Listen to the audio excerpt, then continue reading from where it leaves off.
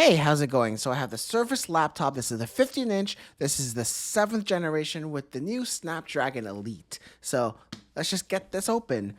While I'm opening this, there are two versions of the Snapdragon Elite with slightly different clock speeds. So I'm not sure which one this is, but we'll test that out. But let's get this open first of all to see what it looks like. So I have not ever owned a Surface laptop. I've owned the Surface Pro and I've owned a Surface Book, and I really loved those at the time. That's before I was into gaming laptops. Now I just tend to only buy gaming accessories and gaming laptops. Maybe that'll change with this one. Probably not. But what I like about this is what Microsoft is promising, and well, Snapdragon in terms of this new architecture. Well, this is an ARM processor. And unlike previous ARM processors, this one is completely different. It's actually made by a series of a few Apple engineers when they were working on Apple's silicon, so Apple's M1. But apparently they ended up leaving, forming their own company, and then Qualcomm bought them out. So this isn't actually a typical Snapdragon processor, where they just use the ARM Cortex chips and the ARM Mali GPUs. This is a brand new architecture built completely from the ground up. And even all the companies, when they build their own chips, like even Google, etc., they're just using off-the-shelf parts. That sounds bad. I shouldn't say off-the-shelf, but Snapdragon Elite and also Apple Silicon, this is their own architecture. So anyway, while I'm talking about that, this is their charger. It's a nice small charger too, and it's a 65-watt charger, so that's kind of cool. And it uses the Surface connector, which is nice because it's magnetic. It is proprietary though, but it'll protect your laptop from falling on the floor if you trip over the wire or something. But I believe this still charges with regular USB 4.0, and it looks like that's it. Very, very simple unboxing. All right, so it looks like we'll be getting into the main aspect of this video a lot sooner. The moment I open it up, it powered on. So you're getting a glossy screen. Some people love that. Some people hate that. Just objectively looking at it right now, it looks like it's doing a fairly good job of bouncing away reflections. It looks fine. I gotta wait till the screen is actually on before I can tell. Let me get this set up and we'll talk more about it. Alright guys, so at this point I spent about 12, maybe 15 hours with this laptop, and I have a lot of thoughts. So let's just get right into it. So first, man, this build is amazing. Usually with a lot of other laptops, I would say that there's little to no flex, but in this instance, there is absolutely no flex, even at the center of this 15-inch laptop. And another thing I like about this is at the back, there is no ventilation here, so you cannot choke the system by putting this on a bed or when it's on your lap. So all the thermals is designed really well. For an efficient chip like the Snapdragon X1 series, this is kind of the design you would want. It just makes it more versatile in the way you would use it. So all the ventilation comes out through the back. These rubber feet, one thing I do have an issue with, they're not very grippy, so when it's on your lap, it could kind of slide around a little bit. Very minor complaint though, but I figured I should mention that. So then now, let's take a look at the ports really quickly. So you have two USB Type-C ports. They're USB 4, and from what I understand, according to the specs of the Qualcomm X1 series, they support DisplayPort 2.1. This is the only laptops in 2024 as of right now that support DisplayPort 2.1. USB Type A, really happy to see that. I hope that they don't get rid of this port for a while. You'd be surprised. I buy a lot of technology that is released in 2024 that actually still ship with a USB Type A instead of a USB Type-C, and also headphone jack. Another thing that I really hope that they never get rid of, and I'm really happy that's there too. So let's flip it over, and you're getting the Surface connector. You can charge with both the USB Type-C and the Surface connector. It's up to you, but one of the benefits of the Surface connector is the anti-slip technology, and it probably will save you once or twice in the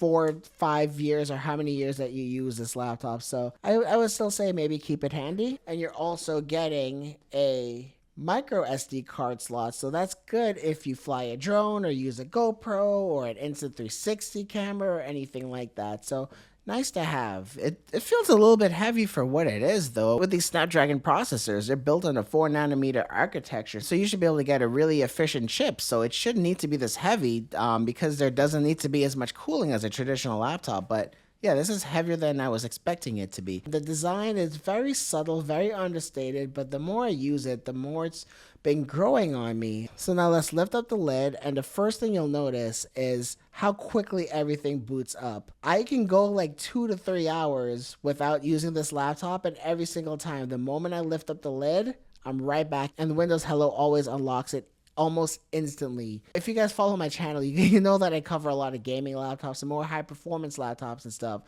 Those laptops are not very efficient, so even when you put them to sleep, they'll go into hibernation after a while, or they'll just shut off after a while because it drains a lot of battery while sleeping. There's many times the next day the laptop battery is dead. Next, I want to talk about the display. So I mentioned in the unboxing that it's not an OLED panel, but I'm really surprised at how well this screen does. So I've been using it all day in dark rooms and bright rooms, and I've had no problem with it. This is one of the nicest IPS displays I've ever seen. So let's just get right into the measurements. So in terms of the gamut, you're getting 100% of sRGB, no surprise there. 87% of Adobe RGB. I know some of you might ask for more, especially if you're a photographer, but I did do some photography on this laptop. I mean, well, I won't really call that, just making the thumbnail for this video and just editing some of my other thumbnails that I'm going to be doing in upcoming videos and stuff. I won't say it's like critical work, so I'm happy with that. 99% of DCI-P3, which is great if you're watching movies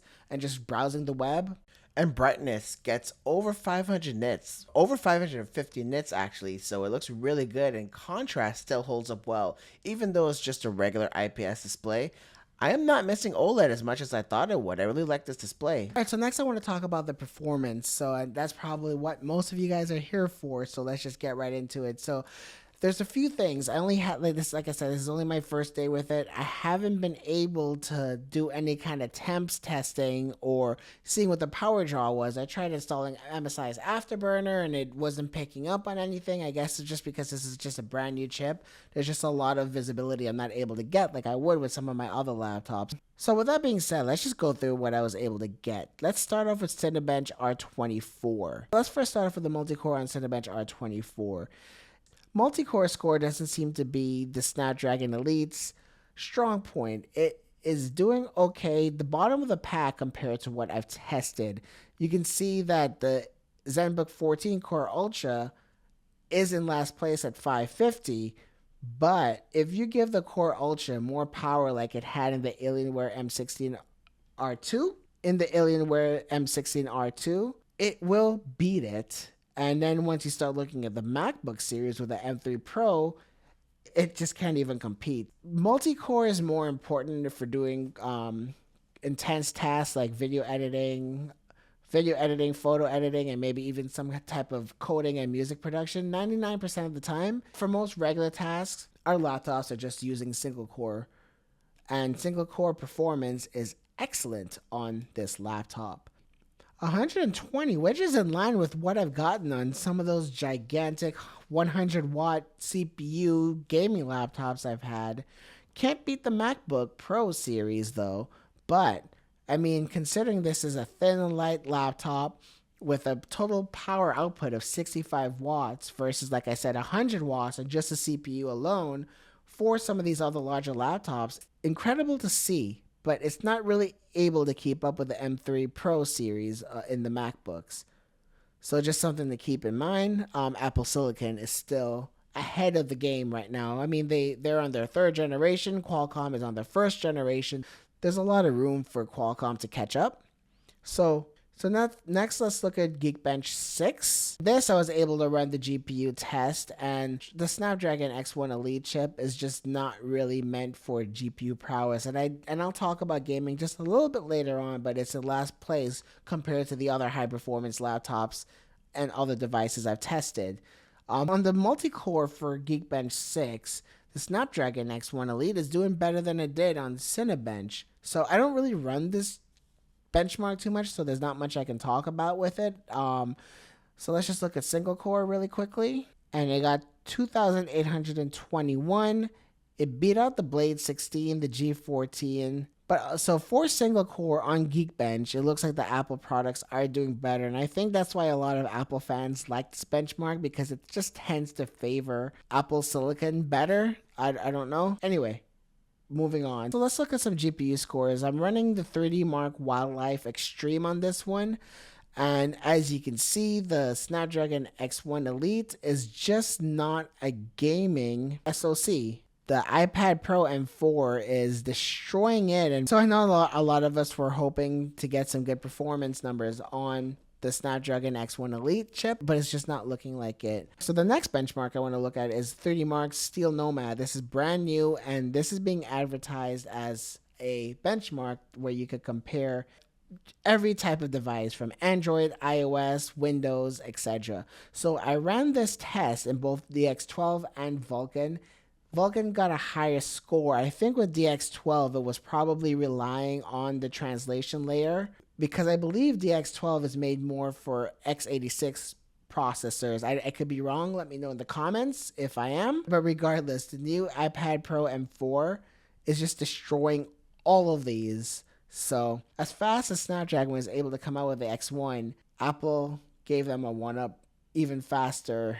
So we'll see what happens in the future. And overall, that's kind of what I've seen with gaming on this system. I did play some games, and for most situations, I wasn't really able to get a playable frame rate. I played a little bit of Cyberpunk in the Steam Deck settings at 1080p. I tried lowering it to 720p, and I just wasn't able to get like a solid 30 FPS. I tried Horizon Zero Dawn, and I know those are not native ARM-based games. I don't know what ARM-based games are out there that I can test out. When I do a full review and look at some other laptops with the Snapdragon X1, I'll start to look into that a little bit more. But in general, I just didn't really find gaming on this X1 Elite to be a good experience, so I just didn't really bother testing any benchmarks, because even if some of them might show 30 FPS in a benchmark, when you're actually playing, I just wasn't seeing nearly that. There's a good amount of latency, and I think it's also, again, because of the translation layer. And for the most part, I'm getting like 24, 25 FPS, even when I go down to 720p. So I think more work needs to be done on this chip, or maybe game developers need to start supporting ARM more. So it's too early to talk about gaming with the Snapdragon Elite, so I'll come back to it a little bit later on. But as of right now, do not buy this or any Snapdragon Elite chip hoping to game on it. Stick with your Steam Deck or your gaming laptop. So I know Intel and AMD have their own answer to this, and that's coming later on this year. So we don't know if x86 is on its way out yet. We got to wait to see what those chips are like. But man, it's awesome that Qualcomm brought something like this to the market. This is really going to move the laptop industry forward, so I can't wait to see what happens next. The next video I'll probably do is going to be on the Surface Pro, and then some of the other Copilot laptops, as much as I can get in. So yeah, get subscribed if you want to see more. Really excited to see where the future of laptops. All right, so thanks a lot, guys, and I'll see you in the next one.